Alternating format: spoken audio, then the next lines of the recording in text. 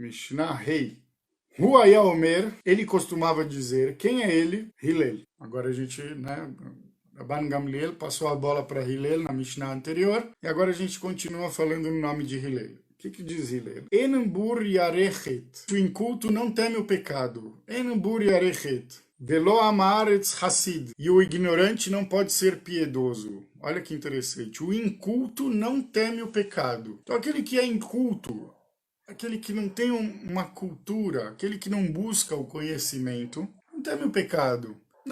O que tem a ver não comer pão em Pêssar porque não deu tempo da massa crescer e porque os sábios interpretaram que o crescimento do fermento ele é vigoroso, como também é vigoroso o crescimento da nossa vaidade, do nosso ego, do nosso orgulho. Então a gente se desliga disso também simbolicamente para refletir nossas condutas, nossas virtudes e atributos. O cara que não para pensar, o cara que não para estudar, esses loucos, esses religiosos aí é tudo louco. Como assim ficar a semana sem comer pão, sem comer pizza, macarrão, cerveja? Imagina sem a minha cervejinha. Ele é inculto, ele não teme o pecado. Ele nunca vai imaginar que na Torá a gente aprende que quem consome Hametz em Pesach, quem consome a fermentação dos 5 tipos de grãos durante Pesach, é Chayav Karet. No mundo espiritual ele é condenado à morte, é uma morte espiritual. Te parece nada aqui porque você nunca leu sobre isso. É óbvio que o inculto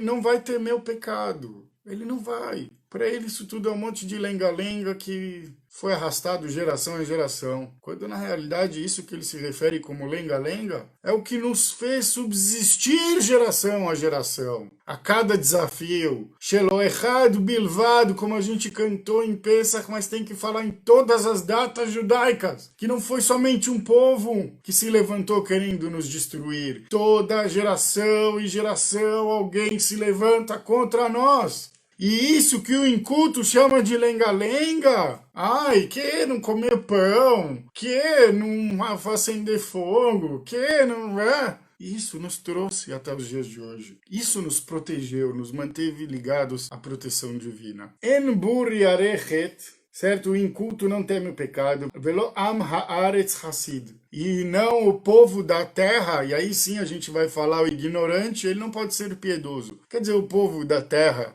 eu traduzi como ignorante. O povo da terra é o que a gente vai chamar de povão. Não vou dizer o Brasil, Israel, China, Estados Unidos, não. A massa. A massa que não se conecta, o povão, por assim dizer, esse não pode ser piedoso. Por que eu estou dizendo isso? Vamos dizer, quanto mais na rua você vive, mais malícia você precisa ter para não ser enganado, para não ser passado para trás, para não ser isso, para não ser aquilo. Ah, mas alguém pode falar, pô, Moré, mas no ambiente de trabalho também acontece isso. Também acontece isso, mas muito menos. Vai ganhar a vida na Praça da Sé, me diz que você não precisa ser esperto ali, para ninguém te enganar, te tapear, te passar a perna. Por que isso? Porque as pessoas, na iminência talvez das suas necessidades ali, e eu estou dando um caso específico como exemplo, eu não quero generalizar, não é a iminência da necessidade como um todo que faz com que a pessoa não seja piedosa, não é isso que a gente está querendo dizer. Mas o que a gente está querendo dizer é que quando se coloca que é necessário ter uma malícia, a malícia é o contrário da piedade. Dá para entender o que eu quero dizer? Malícia é o contrário de piedade. Você precisa ter aquela malícia, você precisa ter aquela catimba, como falam no futebol argentino, né? Catimba, sei lá eu. Bom, no jogo é uma disputa. No jogo, o teu adversário não vai ter piedade de você, né? Se você errar e a bola parar no pé do teu adversário, ele não vai te devolver. Tem fair play, mas é outra coisa. Então, o ignorante não pode ser piedoso nesse sentido. Onde você precisa da malícia, onde a malícia faz mais sentido, isso é uma ignorância. E aí você não vai encontrar, ante essa malícia, nenhum tipo de piedade. Vamos ver se depois os comentários nos ajudam com isso. Mas para mim está muito claro. Velo habaishan lamed, e o tímido, baishan, ele não pode aprender. Velo akapdan melamed, e o impaciente não pode ensinar. Velo chola marbe bischorá machim, e nem todos que se deixam absorver pelos negócios podem tornar-se sábios, até mesmo em relação aos seus ofícios. Uvmakom she'en anashim ishtadel liot ish. E num lugar onde não houver homens, trata tu de ser homem. Isso, óbvio, a gente não está falando de gênero, a gente está falando de ser mente. Um lugar onde não tem pessoas de caráter, um lugar onde não tem homem com H maiúsculo, que independente se é homem ou mulher, nesse caso, seja você. Um lugar onde não tem uma liderança, seja você a liderança, porque não tem, não disputa ela. A gente nunca deve disputar a liderança. A liderança ela tem que ser natural, porque não tem ninguém, e a pessoa mais consciente assume e se prepara com todas as forças que pode para dar conta, ou deixa quieto, certo? Em terra de cego, quem tem um olho é rei. Se a gente está vendo que a nossa terra nesse momento é uma terra de cegos, nos levantemos nós, que estamos estudando, que temos um referencial, estamos conectados ao conhecimento, ao ensinamento divino. Sejamos nós esses líderes. Sejamos nós que vamos puxar o outro para a sinagoga, que está fazendo o corpo mole, que está dando desculpinha, não está priorizando. Amigão, você está com a gente e está pela metade, você está prejudicando todos nós. Nossa congregação, nossa comunidade, nosso povo. Ou a gente faz a coisa de verdade para valer, com o coração entregue, ou a gente vai colher os frutos do nosso teatro. Vamos lá, Havruta da Rede. O inculto, vazio, conforme o sábio comentarista Bartenura, não teme o pecado por desconhecer seu potencial negativo. Como eu disse, o exemplo do pão em Pêssar, que por um lado é um símbolo da reflexão que a gente faz em relação à vaidade, ao orgulho, ao ego, e por outro lado também é um mandamento cuja pena é gravíssima de careta, de morte espiritual. Isso é muito, muito forte. A pessoa, ela não teme o pecado porque ela desconhece isso tudo, ela não estuda, e na medida que não estuda, ela vai se desvencilhando, dando menos importância e cada vez entendendo menos, e assim se afastando. Para a nossa geração isso é muito óbvio, e por isso a responsabilidade também e o cuidado que nós, que estudamos Torá, temos que ter para fazer a Torá chegar aos olhos dessas pessoas de maneira agradável, de maneira coerente, de maneira que lhes convença, sem imposição, sem falar, porque senão você vai para o inferno. É bobagem, não é isso que funciona. A pessoa não acredita no Pêssar, vai acreditar no inferno, no diabinho. Só se for uma pessoa covarde, sei lá, deixa quieto. Seguimos. Deixa quieto porque esse não é o tema, mas um pouquinho a gente se permite, né? Aquele que não tem estudo e reflexão, ou se recusa a aprender, reagindo com ignorância, não consegue ser inteiramente devoto a Deus, pois seu temperamento compromete qualquer boa intenção que possa vir a ter. E isso, eu volto a usar aqui a palavra malícia. Isso relacionado à malícia, porque aquele que não tem o estudo da fé em Deus, não vou nem falar judaico, a gente está falando de Brasil, deu o exemplo da Praça da Sé. A maioria das pessoas ali deve ter alguma origem, na maioria dos casos, cristã, católica, sei lá eu. Então, um mínimo de estudo e de fé. Pessoa que não tem esse estudo e não faz essa reflexão com a sua fé, com Deus dentro da sua consciência, isso independente da religião, ou se recusa a aprender, porque ele já tem a malícia, eu não preciso aprender como as coisas são do jeito certo, eu já sei fazer, no jeito da rua. Reagindo com ignorância, não consegue ser inteiramente devoto a Deus, porque ele faz malícia, ele precisa enganar, ele precisa usar a sua força de alguma maneira. E aí esse temperamento malicioso compromete qualquer boa intenção que ele possa vir a ter, tirando com os seus, ou talvez na sua família, mas que são exceções, graças a Deus que elas existem, para mostrar que no íntimo as pessoas todas são boas, que elas só precisam entender isso e ir para o caminho certo. Essa malícia é porque a pessoa não entendeu ainda que ela está sendo filmada, editada 24 horas pelo grande juiz, e que isso não pode enganar ele, que essa sua malícia não só que não vai fazer diferença, ainda vai te prejudicar no julgamento diante desse grande juiz. Muito bem, a pessoa tímida muitas vezes se vê incapaz de questionar ou tirar dúvidas por estar presa à sua dificuldade em comunicar-se, e isso certamente prejudica seu aprendizado. Posso dizer aqui como um testemunho pessoal, eu fui uma criança muito tímida, eu vim de Israel para o Brasil com 5 para 6 anos sem falar português, e piadas, né, acontecem com sotaque e tal. Eu era muito constrangido, fui ficando cada vez mais tímido, mais retraído. Isso até mais ou menos o meu bar mitzvah. Foi aí que as coisas mudaram, e mudaram mesmo quando eu fui para Yeshiva, quando eu comecei a estudar Torá no nível 2.0, vamos dizer assim. Graças a Deus, fui liberto.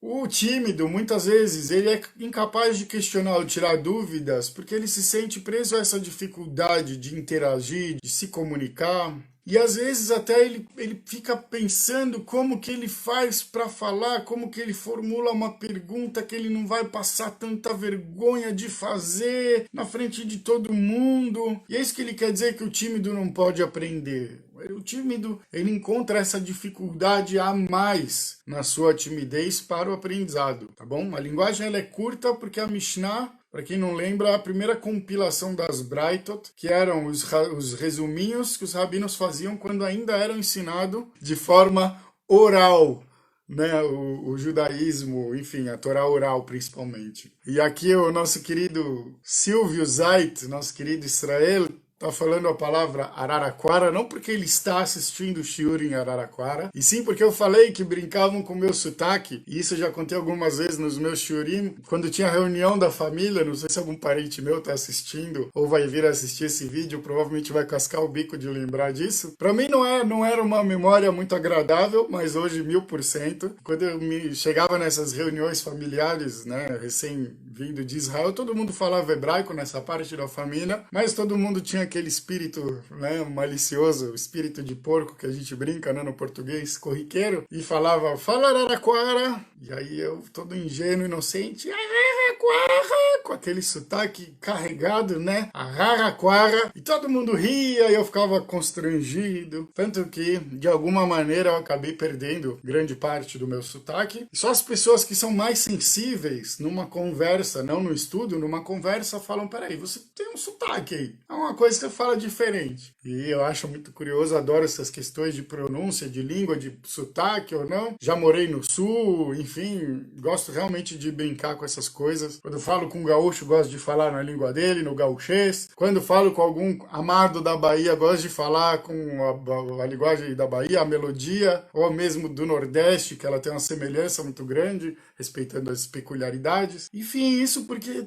somos todos um. Se a gente puder falar por igual, com respeito, ainda que seja de uma maneira divertida, ainda que seja de uma maneira engraçada, mas não estou falando assim diferente porque isso denota que o outro seja pior.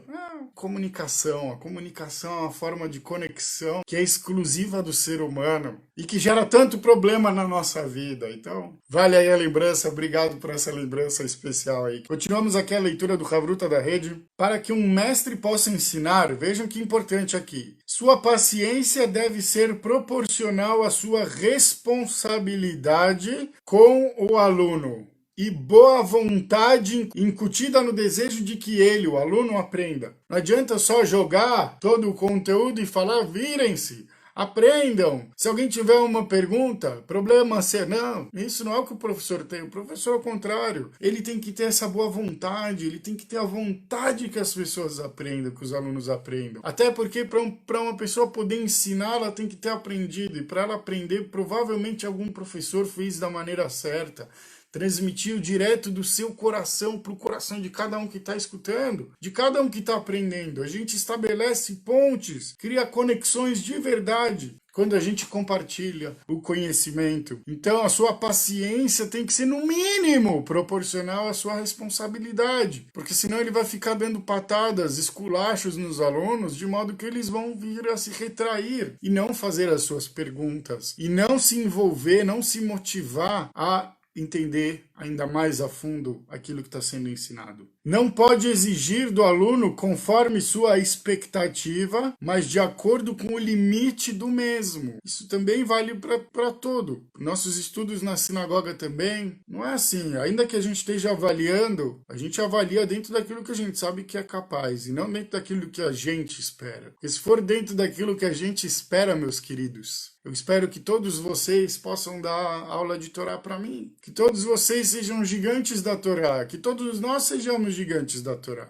Exatamente, não segurar o conhecimento em nós e transmiti-lo e compartilhar ele, debater ele, questionar esse conhecimento. Absorver-se pelos negócios pode comprometer a capacidade de se permitir absorver pela espiritualidade e pelos sentimentos. Às vezes a pessoa está tão ligada no trabalho que ela esquece que ela tem outras coisas essenciais na vida dela. E sua espiritualidade, seus conhecimentos, seus estudos, suas relações sociais. A vida não é só o trabalho. Tem gente que trabalha tanto e vive tão pouco que quando chega em casa é estranho para a própria família. E isso é a lógica da vida. Tem gente que trabalha tanto na vida que deixa toda a sua saúde para construir alguma coisa e depois precisa de tudo aquilo que construiu para tentar viver mais um pouquinho sem saúde nenhuma. É para isso que a gente vive. Não. Então o equilíbrio mesmo no trabalho, mesmo quanto a gente pensa nisso, já pensei demais. Não, vou desligar a chavinha agora. Agora eu não vou mais pensar em trabalho hoje, ou por uma hora. Por uma hora eu vou liberar minha cabeça, eu vou rezar, fazer teilim, estudar Torá, praticar uma mitzvah, não sei, eu vou fazer outra coisa. A gente tem que ser capaz de se desconectar.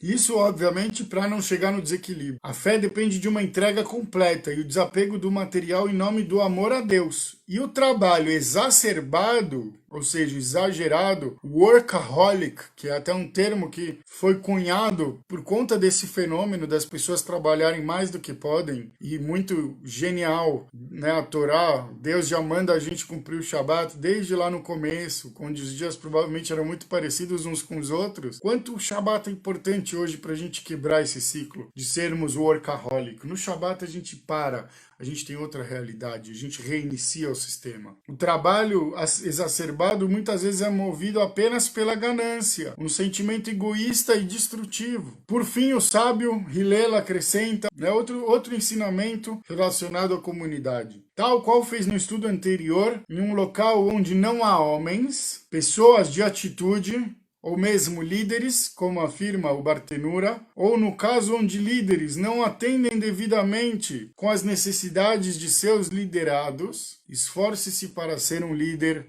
do bem. Então, um lugar onde a liderança é fraca, um lugar onde a liderança é falha, mesmo que haja uma liderança, a gente precisa, e talvez não se colocar em pé de disputa da liderança em si, mas sim, como eu gosto de dizer, por que eu não sou rabino? Porque já tem rabino demais. Se você tem muitos caciques, quem que vai cobrar desses caciques que eles ajam em prol da tribo? Entende? Se você tem rabinos demais, quem que vai cobrar dos rabinos que eles ajam em prol da comunidade? Por isso eu prefiro ser um simples moré, um reles, professor, ou um simples judeu, sem rótulo nenhum, um judeu envolvido, um judeu que se importa. E por isso que eu vou compartilhar o que eu aprendi, aquilo que me motiva, e brigar por aquilo que eu acho que é contrário. Brigar no melhor sentido da palavra, mas defender com unhas e dentes. Não permitir o que se faz por aí. Sejam fora do nosso povo, os nossos detratores, os nossos caluniadores, seja dentro do povo. Pessoas mais ou menos religiosas, mais ou menos ligadas, rabinos ou não, tem que ser cobrados, tem que ter alguém que debata com eles. E nós todos temos que fazer isso para que os nossos líderes sejam melhores. Afinal de contas, cada povo, cada comunidade tem o líder que merece. E se a nossa liderança não é boa? Se hoje a gente tem um rabinato central em Israel, cujas posturas, ainda que autonominadas como ortodoxas e tal, elas são muito políticas, até mesmo contrárias à própria visão que eles impõem muitas vezes. Essa é a liderança que a Am Israel precisa? Ou essa é a liderança que a Am Israel merece ter neste momento? E decorrente disso, todos os problemas que esse formato nos causa pela nossa falta de mérito. Hoje nosso estudo vai ser dedicado ao Leilui Nishmat para elevação espiritual. Chaya Rivka Bat Shimon Vepesse. Pedimos também para a Refuah Shlema de David Ben Malka Chaya e de Ezra Ben Sarah.